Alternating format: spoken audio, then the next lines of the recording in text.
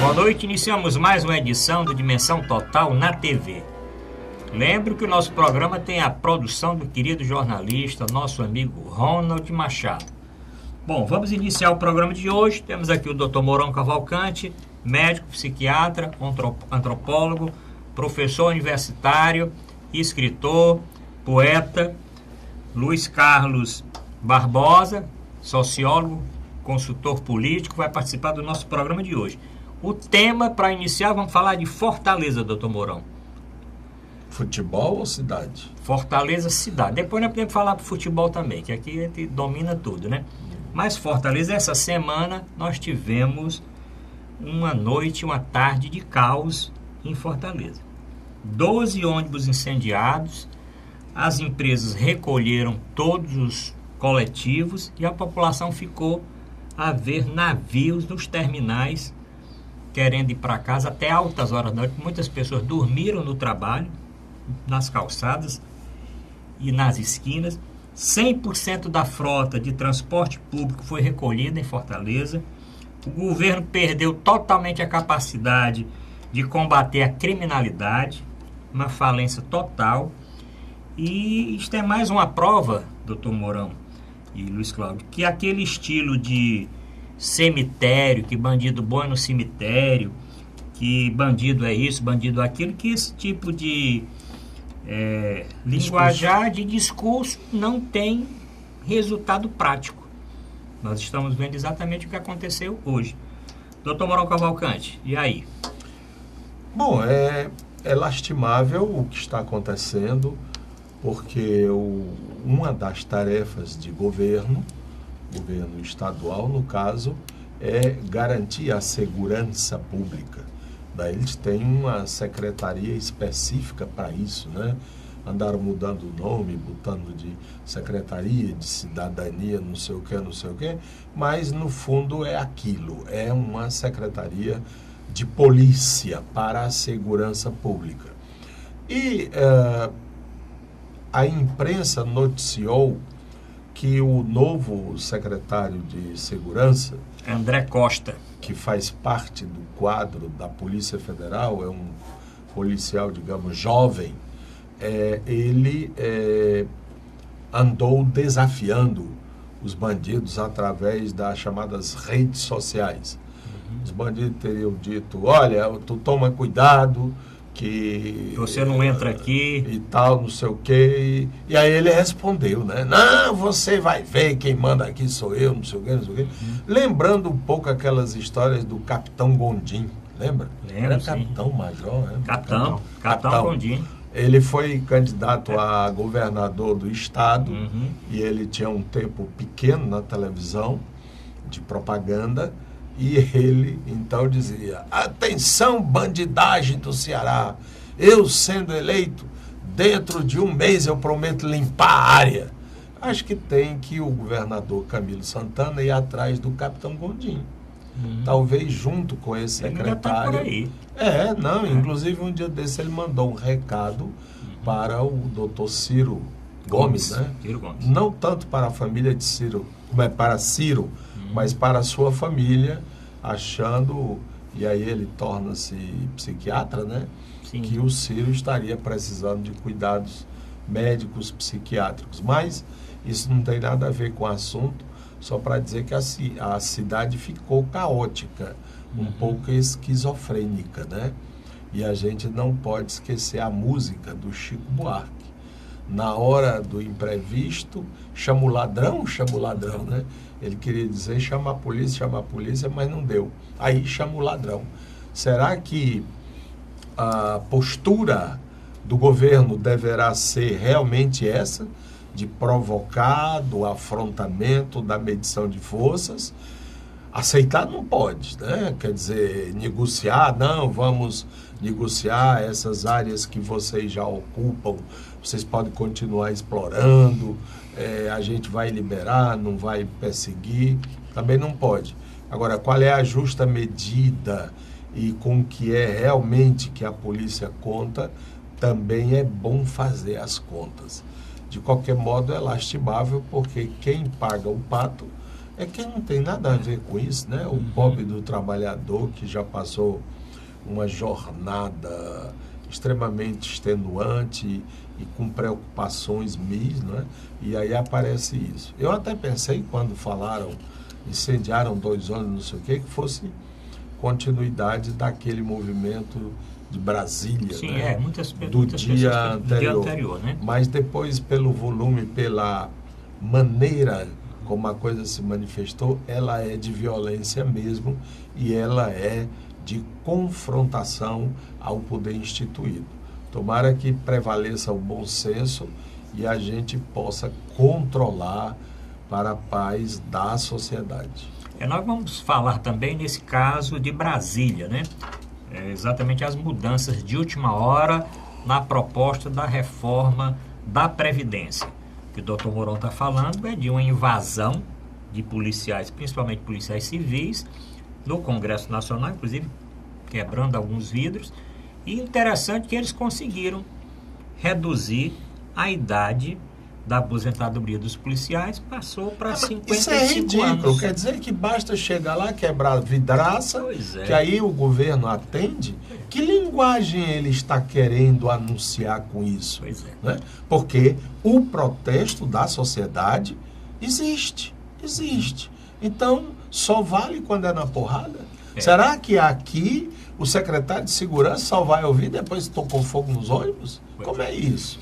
Nós vamos discutir isso durante o programa. Mas, Luiz Cláudio, e você viu, você passou na cidade, você acompanhou, você viu o caos que reinou aqui em Fortaleza?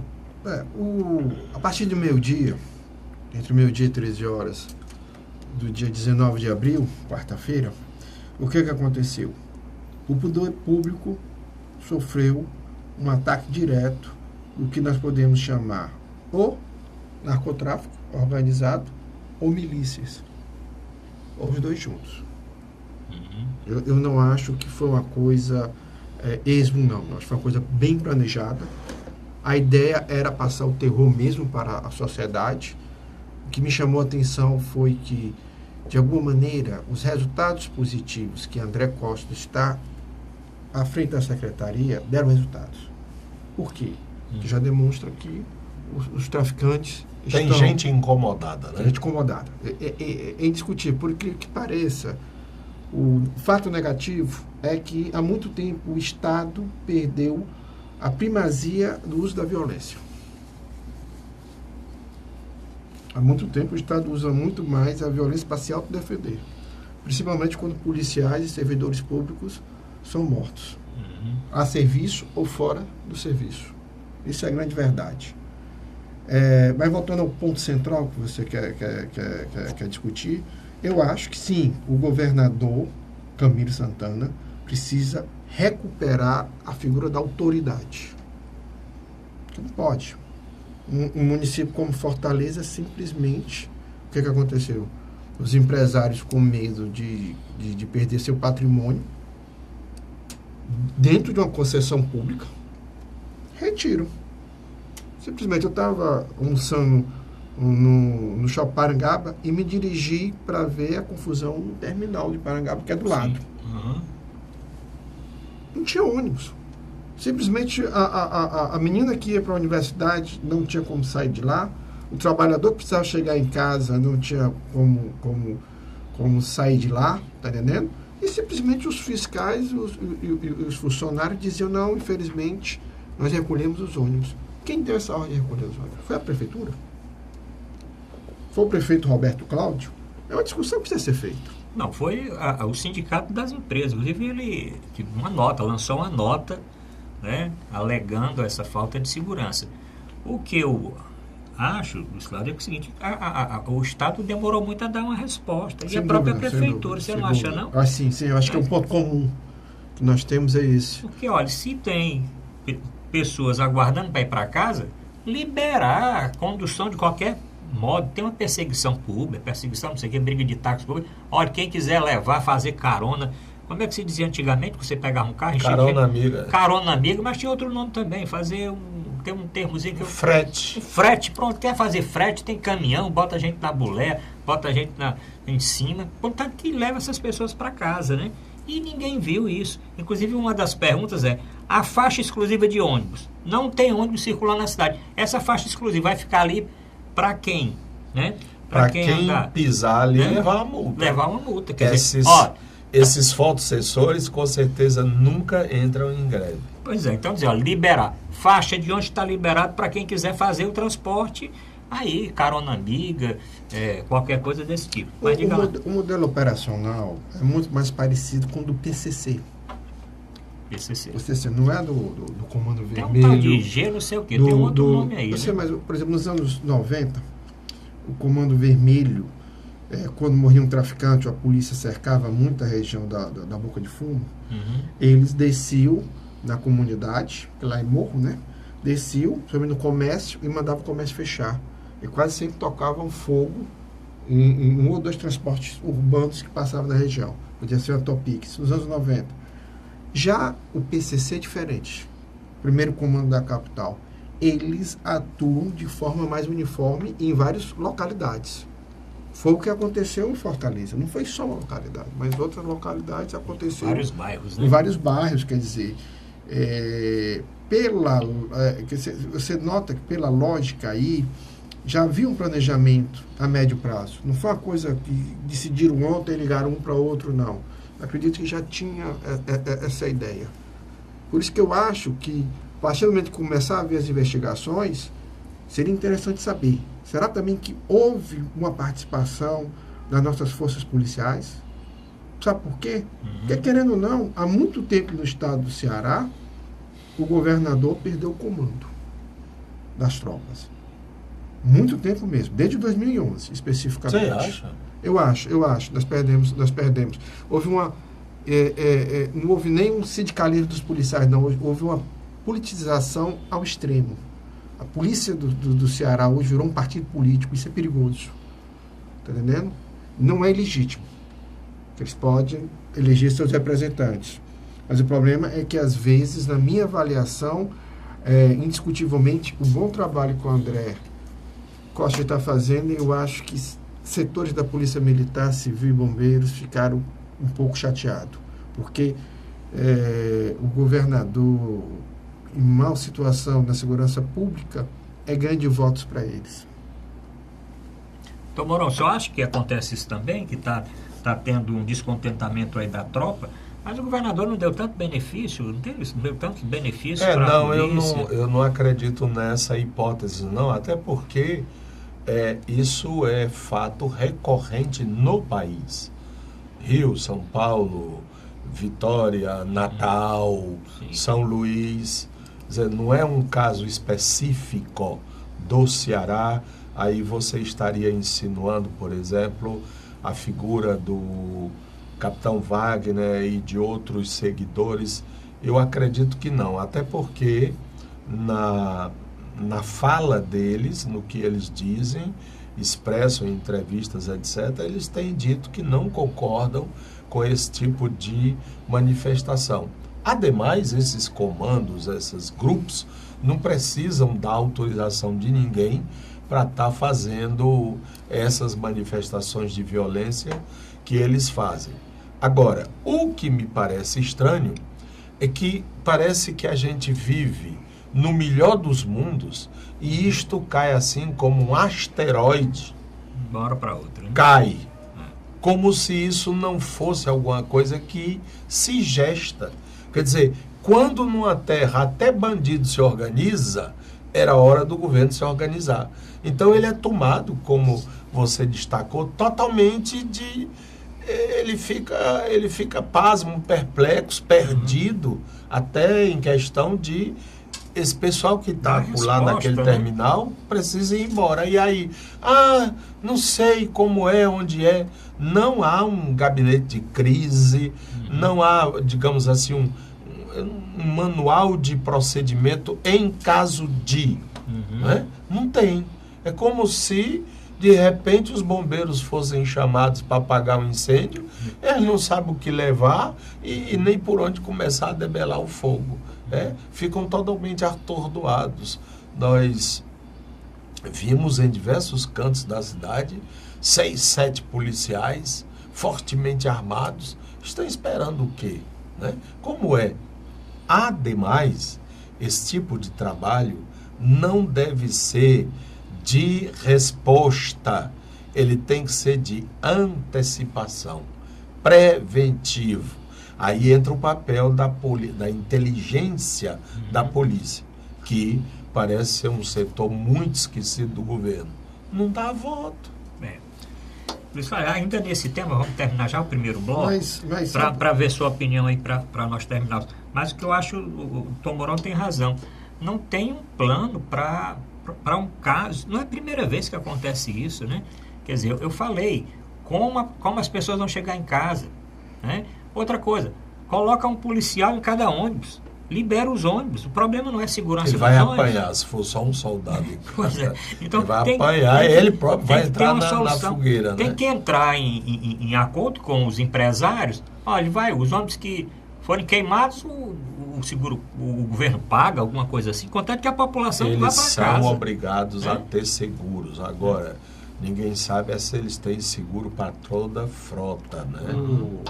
E o seguro vai vir em cima do governo. O problema é que a partir de 2011, o que está falando aconteceu, a partir daquela greve, né? A partir daquela grande greve de 2011, né? Uhum. O que aconteceu na minha avaliação? Principalmente os soldados mais rasos, de tenente para baixo, cabo, soldado, eles se amotinaram. Literalmente se amotinaram. O que acontece? Apesar de o atual secretário estar conquistando uma parcela desses oficiais, há ainda uma outra parcela que já tomou mesmo a bandeira, mesmo oposicionista. Eles desejam mesmo que o sistema de segurança pública entre em colapso. Eles acreditam que seria seria uma base para tomar o governo do Estado lá na frente. Que é uma pena. Uma pena. A grande verdade é isso. Desde 2012, 2014, 2016 está comprovado. Um dos grandes braços da oposição ou das oposições no estado de Ceará e em Fortaleza é as nossas forças policiais. A gente precisa fazer essa discussão. Eu não estou dizendo que, por exemplo, o soldado Noélio, que demonstra ser um bom vereador, o Cabo Sabino, que demonstra ser um bom deputado federal, o nosso próprio deputado estadual, Capitão Wagner, está entendendo? Eles têm interesse nesse caos, não, eu acredito que não. Mas eu acredito que há setores da polícia que dificilmente vão voltar a seguir a orientação da cúpula do Estado. Bom, mas essa história de conflito, ela não vem de hoje. Eu recordo, foi no próprio tempo do Tasso, houve um tiroteio, né, de polícia contra a polícia, que o próprio comandante da polícia foi baleado pelas costas. 96. Né? Então, e esse conflito de polícia, ele existe em todo canto. Agora mesmo nós tivemos, foi no Espírito Santo, né? Que a polícia parou meses, né? No Rio de Janeiro também eles param. Então, e lá não tem Cabo Sabino, não tem Capitão Wagner, não tem Soldado Noélio. Eu acho que, como cidadãos, eles têm direito a se manifestar. Ponto. Né? E se eles, através do discurso de crítica, não só ao que a polícia faz, mas o próprio governo, educação, saúde, transportes, etc., faz, eles têm todo direito. Né? Inclusive, no caso específico do Capitão Wagner, eu sei, ele não é mais policial. Ele afastou-se, né? E os outros... ele está na reserva, é diferente do Cabo Sabino, que continua militar, só que licenciado. Então, assim nós vamos dizer, e os coronéis? Coronel Adalto, Coronel Humberto, Coronel César Carlos, tem um bocado de coronel por aí, eles não poderiam também ter o exercício da política? Vamos voltar depois a discutir esse assunto. Terminamos o primeiro bloco, vamos fazer o nosso primeiro intervalo. É rápido, voltamos já.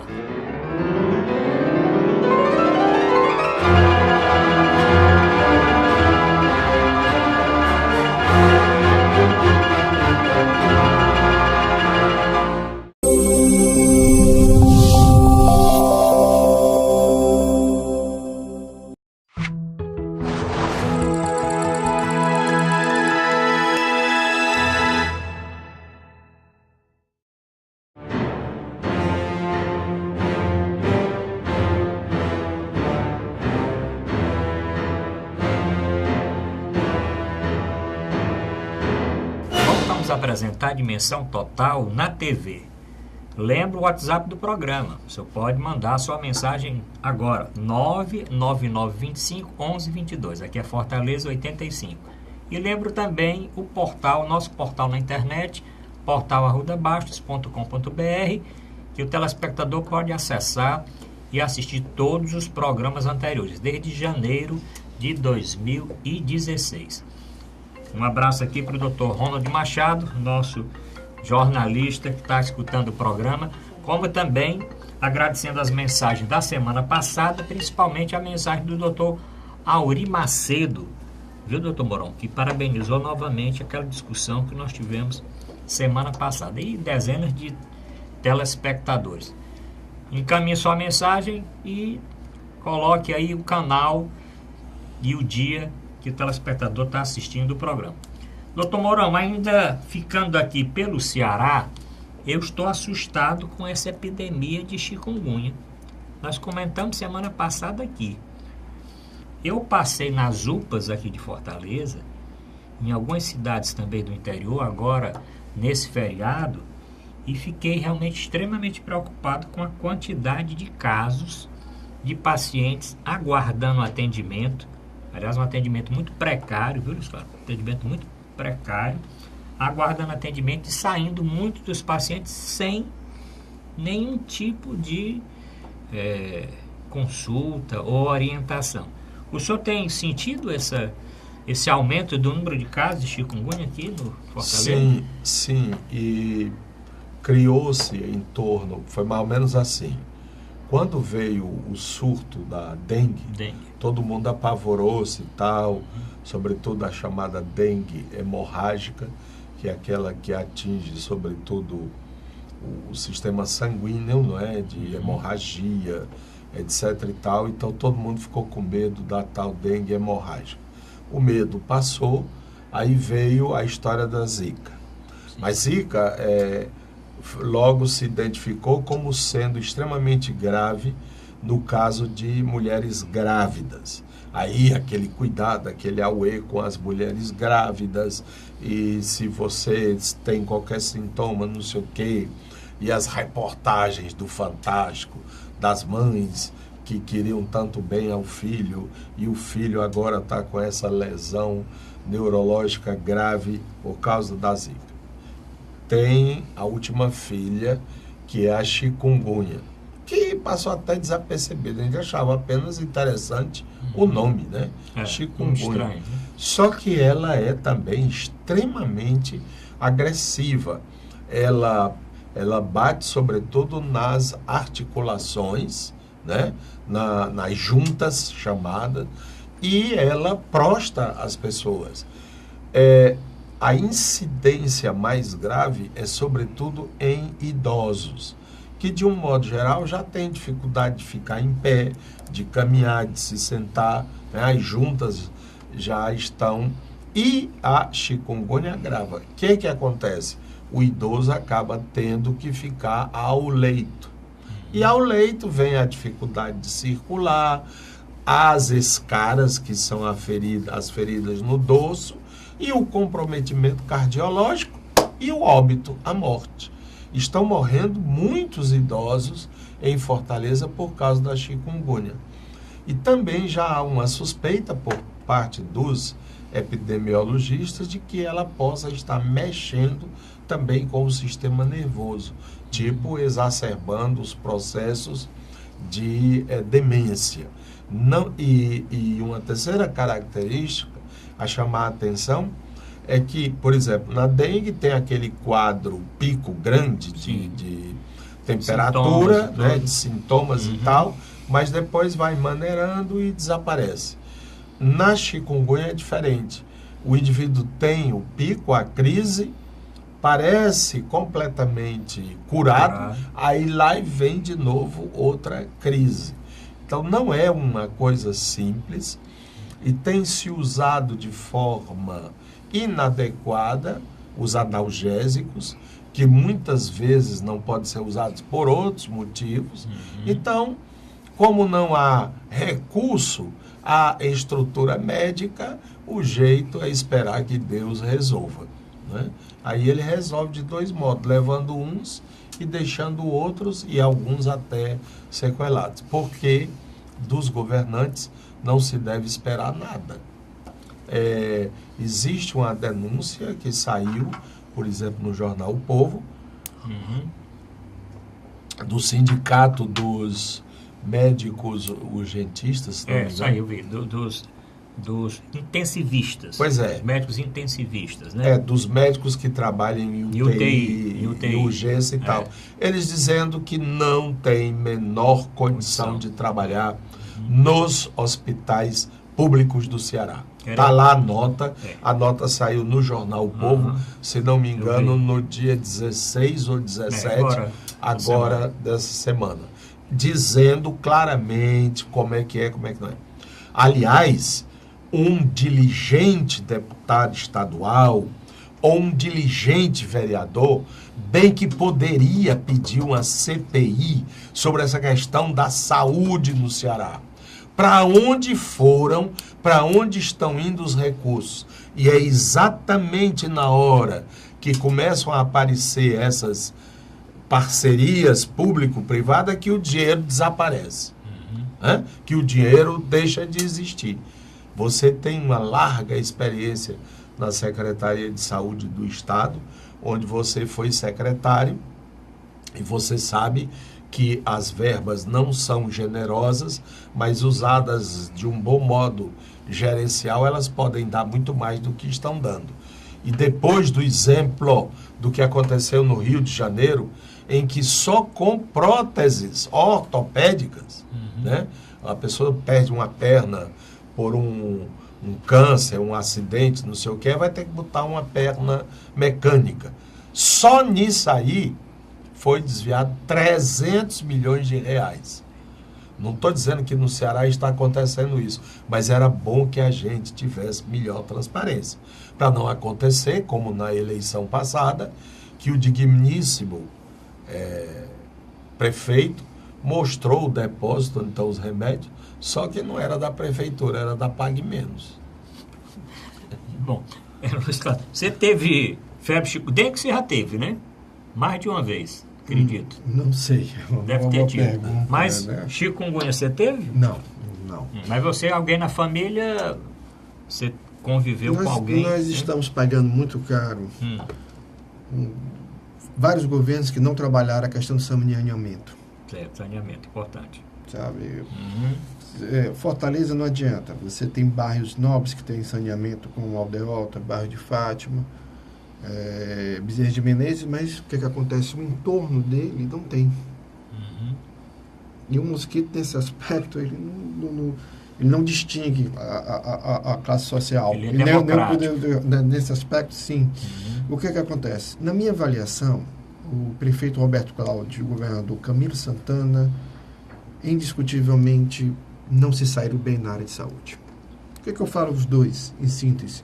Porque sou do mesmo grupo político, trabalham junto há um bom tempo, demonstra que é um dos calcanhares de Aquiles, junto com da segurança pública. Porque a crise da área de saúde vai muito além mesmo.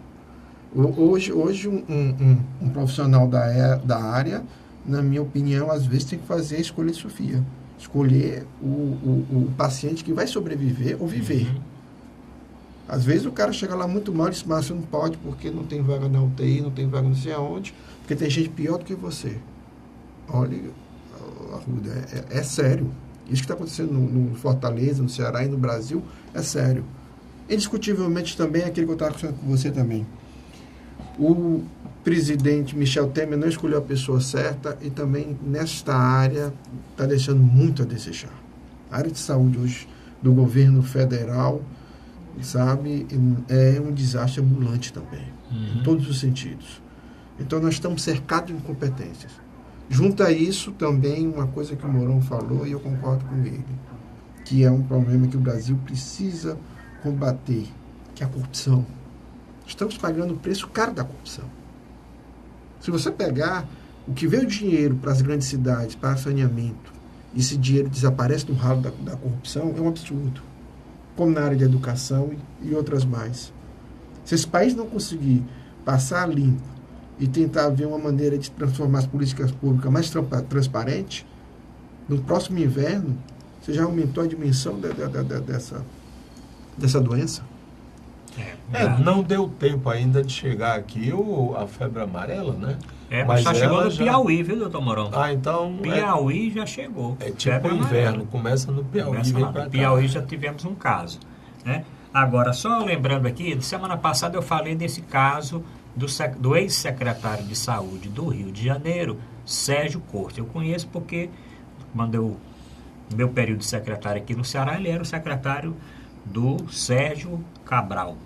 Aí você tira como é que estava o negócio, né? E essa operação da Polícia Federal, o que ela apurou é realmente esse desvio dos recursos, superfaturamento e fraude nas licitações para aquisição das próteses e das órteses. As órteses para substituir, como o doutor Mourão falou, um membro, né, que teve que ser amputado, e as próteses para substituir partes, como o caso de joelho, quadril, partes como componente num tratamento ortopédico, né? Então, inclusive está preso, né? O secretário, ele continua preso porque o esquema era bem simples, era assim. Esse material, ele tinha um instituto, né? Instituto de Ortopedia. Instituto de Ortopedia. Então, esse instituto fez uma parceria público-privada. Olha esse negócio. Vamos criar uma parceria. Aliás, estão vendendo no Ceará, viu? Sim. O aeroporto é dos alemães. O PECEM está sendo entregue aos holandeses. O que mais? Nós estamos, daqui a pouco a gente está poliglota, né? Querem entregar o aquário aqui, que não saiba ainda alguém. Mas parece mas que está mais difícil. Não são babaca ao ponto de ninguém comprar. Ninguém está querendo o aquário, né? O aquário deixa aí. E os tatuzões e por aí vai. Bom, mas fechado o parênteses, o que é que ele fazia? Esse material era comprado no exterior. E aquilo que é comprado no exterior, ao entrar no país, paga taxa, né? Taxa de importação. Só que o ente sendo público não precisa pagar, é dispensado. Então eles faziam os procedimentos para dispensar o imposto. Só que essa dispensa depois era rachada entre os amigos. 5% para o governador, 5% para não sei quem, não sei o que, não sei o que. Só voltando ao caso da chikungunya, vamos aproveitar o programa para lembrar que essa doença não pega de pessoa para pessoa, precisa ser picado pelo mosquito. E o mosquito é o Aedes aegypti, que está aí em tudo que é canto. Todos sabem a forma de combater, mas poucos têm o cuidado de olhar se a sua caixa d'água está telada, se o jarro de planta ali não tem água que possa acumular, que possa ter fogo do mosquito, se tem pneu aí no quintal levando chuva e também acumulando isso. Os sanitários têm tanta raiva de pneu, velho. Pois é. Todos eles falam desse negócio, mas eu acho que tem coisa pior. Porque pneu em quintal e local assim, eu não sei para que guarda esses acumula pneus. muita água, bota o pneu, normalmente o pneu em pé. E naquela... tá a dobra, né? A dobra do pneu ali é onde a água fica, muitas vezes até em pouca quantidade. E mas escurinho bom, escurinho ali, o mosquito adora aquela penumbrazinha ali, é pretinho, ele gosta dali. Então, as pessoas terem cuidado com a água parada. Hoje, claro que o mosquito não só está desenvolvendo, não só tem foco em água parada. Luiz Cláudio tem razão, saneamento é um outro problema importante. Limpeza pública também, quer dizer, o município tem muita culpa, a cidade de Fortaleza está cheia de pontos de lixo. Ponto de lixo, e também a calçada precisa de uma capinação, né? Capinar o fio de pedra. Porque está nascendo aquele mato e ali a água da chuva fica empoçada com aquele mato, e ali é também um local ideal para a proliferação do mosquito. O que eu tenho aconselhado, quando posso, e daí a dica aos nossos telespectadores, é procure usar calças compridas, né? Sim. Diminua a área de possibilidade do mosquito, né? E, se possível, manga comprida, né? E de tardezinha, fecha as portas da casa, porque é a hora que eles estão migrando da rua para sua casa. Para né? se alimentar. Eles também têm fome, de né? vez em quando fazer um fumacezinho por sua própria conta, se tem um quintal, um negócio, junto às folhas. Eu lembro daquela espiralzinha, né? Você Sim, foi do tempo daquela espiralzinha. Sentinela. Sentinela. Oh, aquilo era bom demais. Expulsava tudo, você ficava com aquele barulhinho do mosquito. Porque é interessante o seguinte, o mosquito, a gente não faz o barulho da muriçoca, não. Se tem alguém fazendo barulho no ouvido, não é um mosquito, não é o Aedes aegypti, é uma muriçoca mesmo. Ele é pernilongo. calado, né? Ele é calado. Ele faz as coisas mais calado. Mas aproveitando esse bloco que nós estamos discutindo saúde, vamos falar, doutor Mauro, da campanha de vacinação. Essa campanha de vacinação é a 19ª campanha nacional de vacinação. Começou com uma vacinação dos idosos. Então era vacinação para gripe que só os idosos tomavam. Depois daquela pandemia do H1N1, da gripe A, gripe suína, que tudo é a mesma coisa, então ampliou a campanha de vacinação para diversos outros grupos. E nesse ano tem um grupo especial, que o senhor faz parte, eu também faço, o Luiz Cláudio, grupo dos professores. Este ano, os professores, tanto de escola pública como de escola privada, estão dentro dos possíveis candidatos a receberem a vacina. Basta ir no posto de saúde. E eles não faziam parte do grupo. Eram crianças de 6 meses a 5 anos, os idosos, 60 anos a mais, gestantes em qualquer idade gestacional, as puérperas até 45 dias depois do parto, os presidiários, os trabalhadores também dos presídios, os adolescentes e jovens que estão com medidas protetivas, que estão nessas casas de recuperação, os indígenas, os trabalhadores de saúde e os portadores de doenças crônicas, né? Os pacientes de tratamento de câncer, renais, hepatopática, coronariopatas, etc., portadores de doenças crônicas de qualquer idade. E agora os professores também. Você já tomou a vacina, Luiz Cláudio? Você está em algum grupo desse aqui? Não, por enquanto não, mas eu acho, me parece que você chega numa farmácia que pode comprar, né, também. Existem as clínicas de vacinação, né? O ideal é do serviço público mesmo, porque a vacina ela é produzida anualmente com as cepas dos vírus que estão circulando naquele ano anterior, né? Quer dizer, a vacina do serviço público ela é muito eficaz, né? O ideal é que seja, mas quem não faz parte do grupo, existem as clínicas privadas que podem tomar vacina. Tomou não? O senhor já tomou? Qual delas? Da gripe. Não, porque existe um problema imunológico comigo e eu não posso, né? Não é recomendado. O que eu queria dizer é que o Brasil... porque a gente vive falando mal do Brasil, que não presta, que não sei o quê. Pois bem, uma das melhores performances nessa questão de vacinação coletiva, né, de população, o Brasil é campeão nisso. E tem sido, desde a época de uma crise da meningite, lembra que o país mobilizou-se inteiramente.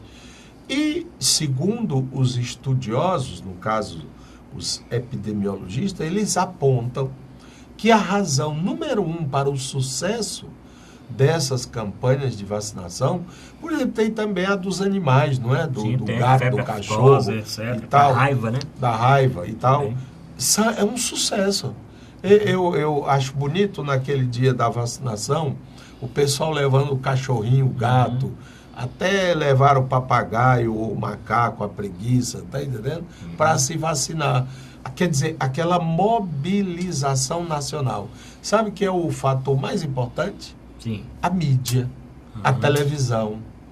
Aí eu fico perguntando, por que não se usa isso para outras coisas, hein? Né?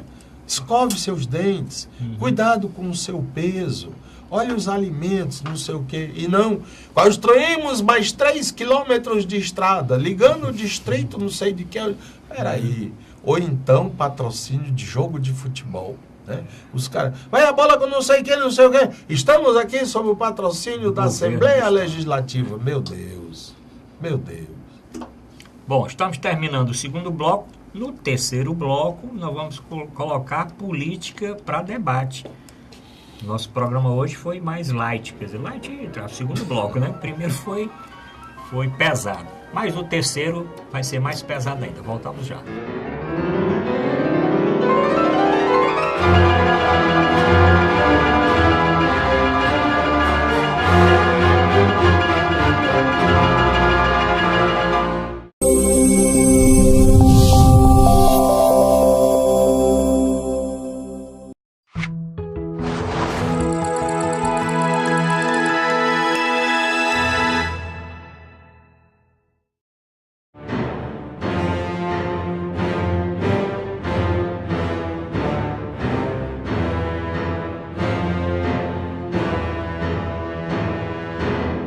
Vamos apresentar Dimensão Total na TV.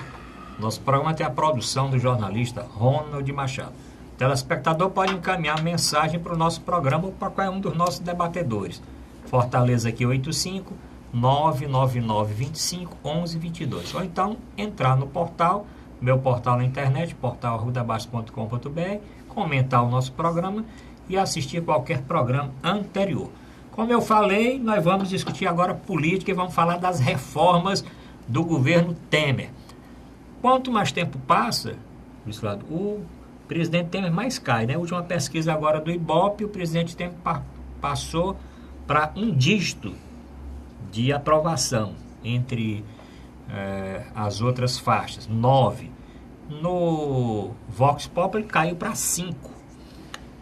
Mas nós temos aí uma reforma da Previdência e o governo tem modificado agora, nesse final, uma série de questões que ele considerava e já tinha dito que não ia modificar, como a idade mínima, como a tempo de contribuição, idade para homens e para mulheres. O que é que está vendo com o governo aí? O governo está fragilizado, Luiz Cláudio? Em 2015 para 2016, na época vice-presidente e hoje presidente, Michel Temer, construiu aquele projeto Pontes para o Futuro. Uhum. Já havia um projeto de remodelação do Estado. Só que, na minha avaliação, a ideia central era tirar muitas conquistas sociais que nós tivemos nos últimos 50 anos, em todas as áreas possíveis, principalmente a trabalhista e a previdenciária. Estão umbilicalmente ligadas. Mas o que me chamou mais atenção foi que nem Fernando Henrique Cardoso e nem o primeiro período do Lula, sob a batuta de Antônio Palocci no Ministério da Fazenda, fizeram um saco de maldade tão grande. Para piorar a situação, indiscutivelmente, há 2 semanas o governo Michel Temer está literalmente paralisado. Ele está paralisado. Depois da delação, a abertura dos inquéritos da Odebrecht, não tem uma figura-chave do governo Michel Temer que não esteja contaminado. Seus articuladores políticos estão contaminados. Tanto Eliseu Padilha, como o ex-governador do Rio, Moreira Franco. O presidente do Congresso está contaminado. O presidente da Câmara está contaminado.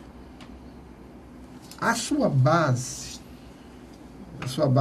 parlamentar, que ele habiamente construiu.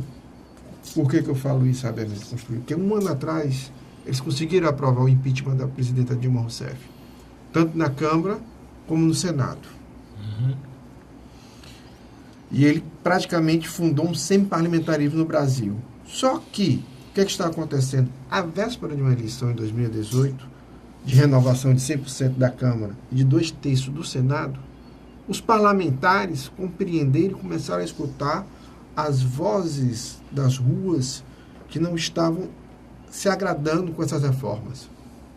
Olha, Arruda, aquela reforma trabalhista ressuscitada de 98, aquilo é um absurdo. Passou com tranquilidade no Senado e o presidente já assinou. Mas a reforma da presidência, não. Você fala da terceirização. Terceirização. Né? Terceirização. Que é uma reforma trabalhista em alguns aspectos. Claro. E o que é que nós estamos assistindo agora? ele perdeu o controle do parlamento. Simplesmente ele perdeu. É um governo que vai lembrar muito mais do Sarney, em alguns aspectos. Vai praticamente só se preparar para entregar a faixa ao colo na época, né? Ao colo da época. Não, ao futuro presidente. Mas uma coisa é certa, eu vou passar logo para o Mourão fazer as suas colocações. Michel Temer não vai lembrar nada a figura austera de nosso querido do nosso querido Itamar Franco. Sim. Que assumiu uma situação muito parecida, mas era um homem sério, em todos os aspectos. Entregou um país melhor do que recebeu. Na minha avaliação, o único lado positivo até agora de Michel Temer foi ter colocado uma equipe mais sintonizada na área econômica, melhor preparada do que a da ex-presidente Dilma Rousseff.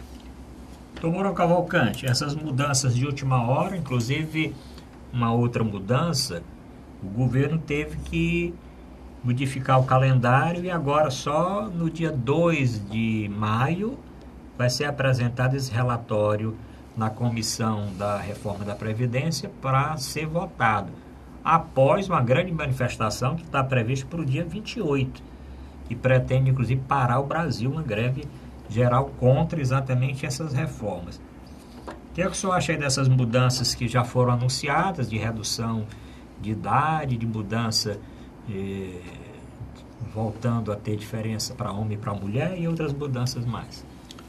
Bom, eu creio que o momento é extremamente inoportuno para que seja promovido mudanças tão significativas, né? Que a questão da relação capital-trabalho. Essa é a essência dessas 3 reformas, da terceirização, da Previdência e da própria legislação do trabalho. Ora, por que essa pressa? Por que esse assodamento? Qual é o motivo real disso?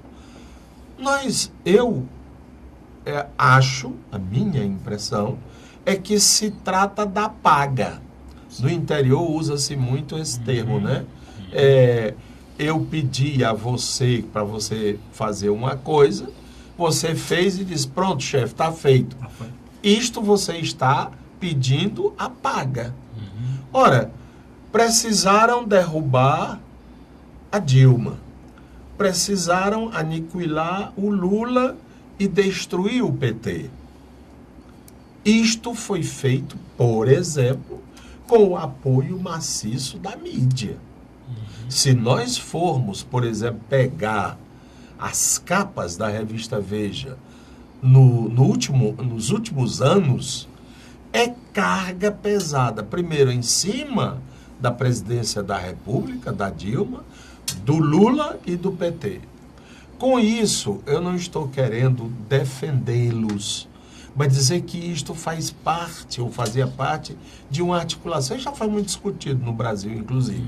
E essa semana, o Michel Temer, numa entrevista, né, no SBT, falou que o impeachment foi, sobretudo, uma revanche ou uma revolta do Eduardo Cunha. Uma vingança. Uma vingança. Ah, vocês não me apoiaram, não? Vocês me prometeram? Pois espera aí, vocês vão ter o troco. Foi a paga também, né? Então, esse assodamento, por que é? Porque a Previdência é um grande filé. Eu não vou esperar até os 70 anos para me aposentar se eu posso fazer uma previdência privada. Então, todos os tubarões e jacarés e crocodilos estão aí de boca aberta. Como eles estiveram para a saúde. Na medida em que o SUS foi sufocado, foi jugulado, aqui a gente tem, né? A jugular, você aperta, mata. É o que foi feito com o SUS. A tabela do SUS, por exemplo, de prestação de serviço, não é corrigida, você sabe. A defasagem é um absurdo. Então, não tem hospital, por exemplo, para o SUS. Não tem tratamento, etc. e tal. Por quê? Porque aí vieram as iniciativas privadas. Tem cabimento você ter Bradesco Saúde, onde já se viu um banco, um grupo econômico se preocupar com saúde. Itaú Saúde, Sul-América Saúde, não sei o quê. Está entendendo? Aí é draconiano. Não pode fazer isso, não pode fazer aquilo. Um exemplo é, por exemplo, a cirurgia de catarata. Hoje eles fazem, os oftalmologistas têm que colocar uma lente para não precisar mais de óculos. Aí os planos de saúde, todos eles, podem dar a lente. Mas a lente é nacional. O que faz o oftalmologista? Ele disse, olha, a gente pode colocar essa lente aí que o plano está dando. Mas se fosse eu não colocaria. Aí ele injeta uma lente alemã, francesa, holandesa, sei lá o quê. Fruto de quê? Nunca os remédios aumentaram tanto de preço no Brasil como nesses últimos tempos. O que o Fernando Henrique fez em relação a essas histórias de agências de regulação, né? A ANS em relação aos planos de saúde, a Anvisa em relação aos remédios, meu irmão, tem essa dos transportes, como é o nome? Aviação? ANAC, né? ANAC? A ANAC está defendendo que as companhias de aviação cobrem a bagagem. Não são nem as empresas, não é a TAM, não é a Gol, não, que está querendo, não. É a ANS, que foi... Não, a ANAC, que foi criada para defender o cidadão. O que acontece, então? Os planos de previdência querem tomar a previdência do Brasil, né? Claro que existem muitas distorções, mas ninguém mata a vaca para poder eliminar os carrapatos. Por que é que o senador Paulo Paim, ele está pedindo uma CPI da Previdência? Para quê? Onde é que está o furo? Por que é que a Previdência é deficitária? Sabe por quê? Porque autuários,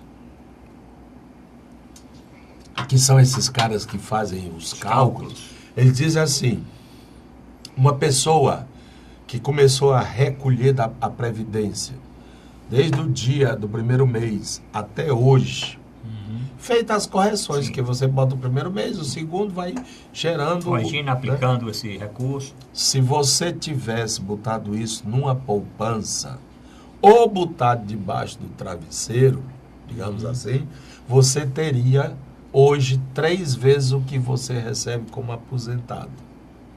É verdade. Então, tem um negócio aí, sabe? Tem um negócio aí. Essa da terceirização é imunda. É imunda. Imunda. Isso não pode. Então, o governo está tendo o troco do povo. O troco do povo. Né? Nós não concordamos com a violência, andar quebrando vidraças do Congresso e tal, mas eu li um negócio que eu adorei. Eu queria deixar com telespectadores. Um país mudo não muda. Muito bem. Bom, Luiz Cláudio, vamos lá. Reforma trabalhista, reforma política, essas reformas do governo Temer. O senhor não acha que tem realmente essa pressa, como se fosse assim uma coisa... eu tenho que fazer, né? Tem que fazer, minha obrigação, antes que eu caia, antes que eu desapareça, antes que aconteça mais alguma coisa. Né? Agora mesmo, foi votado a urgência da reforma trabalhista e ela não passou. No outro dia, colocaram tipo Cunha fazia, o Cunha perdia, quando era presidente da Câmara, ele perdia numa noite e passava o dia articulando, no outro dia colocava a mesma coisa para votar e aí tinha um número de votos. Foi o que aconteceu na reforma trabalhista. Perdeu no dia e no outro dia ganhou por 2 votos. perdeu por 50 e tantos votos. Como é que você perde uma urgência para tramitar um projeto por 50 e tantos votos? E no outro dia, com menos de 24 horas, ganha por 4 votos.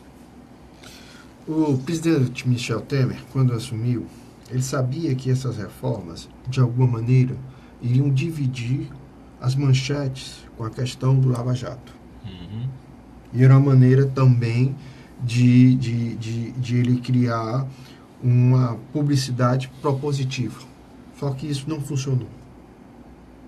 Hoje a discussão do Lava Jato e das principais peças ao seu redor é praticamente manchete. Eu acho que diariamente nós abrimos a televisão, ou da internet, o rádio, o jornal, tem uma peça importante da República envolvida. E já saíram 6 ministros, né? Ao longo desse curto governo. E tem 8 indiciados. 8 mais 6? 14. 14. Mais da metade. O que acontece? Ele perdeu um articulador da Câmara Federal, Eduardo Cunha. Sim. Eduardo Cunha, eu não estou falando aqui do aspecto ético e moral dele, não. Mas como articulador, conhecedor da casa, ele conseguia o controle de um baixo clero moral. Sim. Quando... Só Deus sabe como, né? Michel Temer tentou repetir a fórmula de sucesso de Fernando Henrique Cardoso. Trouxe o PSDB para perto dele, parte do PMDB que ele controla, e o DEM, que era o antigo PFL. Mesmo que defasado, ainda tem várias raposas lá muito útil. O que aconteceu? Eles não tiveram ninguém que fizesse a ligação com o baixo clero, tanto no Senado como na Câmara, especificamente na Câmara. O que acontece? A debandada. Inclusive, eu escutei uma informação muito sintomática, que foi na Câmara Federal, eu vi na televisão, um deputado federal que é evangélico, dizendo que houve a reunião do bloco evangélico. As bancadas informais. Evangélica e que... Católica também, espírita. Uma reunião dessas. E eles deliberaram serem contra essa reforma da Previdência. A CNBB tem colocado. Aliás, eu queria colocar aqui, para terminar o programa, se você vai falar... Fique à vontade. Por que o Papa negou o convite? Uma boa pergunta aqui, para terminar o programa. Os telespectadores podem responder no WhatsApp do programa. Anote aí, 9992542. Por que o Papa negou ou rejeitou o convite do presidente Temer para vir ao Brasil? Porque ele enfrenta um problema muito parecido no Banco do Vaticano. Ele enfrenta um problema muito sério com a questão dos padres pedófilos. Ele enfrenta um problema muito sério com a ala mais conservadora, que não está aceitando a abertura dele. Só que o Papa está tentando se cercar de pessoas boas para reformar a Igreja Católica. O Michel Temer foi o caminho inverso. Se cercou de gente podre. E quis ser o pai das reformas, que ele mesmo, na minha avaliação, hoje não tem mais condições de fazê-las. Que a reforma trabalhista era necessária? A questão da discussão dos terceirizados é necessário? A questão da Previdência é necessário? E aí nós temos que fazer uma meia-culpa. O governo Lula e Dilma deviam ter avançado nesses debates. Não se preocupado em ganhar dinheiro e se manter no poder. Porque essa autocrítica é necessária, Bruno. Sim, com certeza. Pronto. Por que o Papa, ele mandou uma carta, inclusive dizendo alguns motivos. E saiu na imprensa a carta do Papa recusando o convite do Temer. Hoje saiu, nesses últimos dias, que o João Dória foi lá tentar convencer o Papa para o Papa vir para o Brasil, porque afinal é uma data importante, 300 anos, né? Bom país católico do mundo. Nossa Senhora Aparecida e tal. Doutor Mourão, por que o Papa disse que não vem para o Brasil com o Temer sendo presidente? Óbvio, né? Na realidade, o que está sendo organizado é os 300 anos da aparição de Nossa Senhora Aparecida, né? E o governo queria talvez fazer desse momento um momento de promoção, marketing, essa coisa. E nada melhor para isso do que trazer a própria figura do Papa. Só que se alguém pode pensar tudo da igreja, menos que aquele grupo de cardeais e o próprio Papa sejam ingênuos, né? E aí, de uma maneira muito polida, ele disse que a agenda não permitia e que não dava para vir, mas ele estaria em espírito, né, associado, e que lembraria que o país está passando por muitas dificuldades e que era bom também lançar um olhar sobre isso. Você disse muito bem, a informação se metendo de gaiato, né? O prefeito de São Paulo, esse João Dória, que aliás esse rapaz é mais gaiato do que prefeito, né? Ele ele se fantasia bem, ele contra os pichadores, contra o que mais? Parece que ele queria pintar também lá a Capela Sistina, né? Pintar também, ele pediu o Papa para porque isso, foi a pichação, né, do Da Vinci, né? Michelangelo. Quer dizer que, rapaz, São Paulo tem muito problema para tu estar preocupado com isso. Não, eu vou lá que eu resolvo, né? O Papa, ele foi para a audiência coletiva, lá 4.000 pessoas. No final ele ficou, disseram, ele tem aí o prefeito de São Paulo e tal. O Papa veio, ele deu uma bandeira do Brasil, isso para o argentino não é nem bom, né? Não. E dizendo que seria uma honra, não sei o quê, o Papa realmente, mas eu estarei em espírito, em orações. Eu acho que o João Dória não acredita nisso não, mas deixa para lá, e o Papa fez muito bem, e apenas para dizer uma... Está terminando, o tempo é o tempo, viu? O tempo aqui é controlado, telespectador. Novidade aqui, tecnologia. Tocou a sirene aqui para terminar o programa. Olha só, alguma coisa a mais? Estamos reta finalzinho do programa. Primeiro eu quero lhe agradecer pelo convite. Eu que agradeço. E dizer que logo voltarei a atuar de novo lá na coluna do seu blog, escrevendo quase que diariamente um artigo. O Cláudio é colunista e tem lá as colunas anteriores. Só acessar o meu portal na internet. Tomorou alguma coisa a mais? Não. Só dizer que continua essa semana, né? Está concluindo a Bienal. 12ª Bienal do livro aqui do Ceará. E nós não tivemos um momento cultural, porque o grande fomentador desse momento, que é o Dr. Fonseca, está com a sua famosa boina Fla-Flu. Né? Pronto. No próximo programa ele vai trazer todas as novidades e o que aconteceu na 12ª Bienal do livro aqui de Fortaleza. Bom, e o Dr. Djalma está viajando. O Dr. Djalma está em Portugal. Está lá falando do livro dele, está assistindo o programa. Lá na Europa ele está assistindo o programa, está em Portugal assistindo o nosso programa. Já mandou um comentário nesse instante aqui que gostou muito do programa de hoje. Bom, e o Papa, na carta, disse também que era melhor que o presidente Temer não fizesse tanta maldade com o povo brasileiro. Disse? Tem, sim. Na carta ele fala a respeito disso.